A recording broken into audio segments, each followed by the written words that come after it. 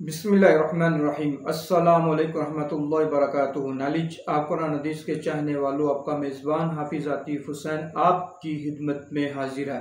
नाज़रीन सामीन, आज मैं आपको इस वीडियो में ऐसे कलमात के बारे में बताने वाला हूँ जिसको पढ़ने से आपकी कब्र की वहशत दूर होगी, गुर्बत फ़क्र से निजात मिलेगी और दिल को सुकून हासिल होगा।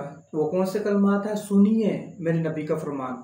आका अलैहिस्सलातु वस्सलाम ने इरशाद फरमाया, जो शख्स हर रोज 100 मरतबा ला इलाहा इल्लल्लाहुल मालिकुल हक़्क़ुल मुबीन पढ़ेगा तो उसको फ़क़रतन दस्ती से पनाह मिलेगी और कब्र की वहशत से निजात होगी और माल दौलत से नवाजा जाएगा और उसके लिए जन्नत के दरवाजे खोल दिए जाएंगे।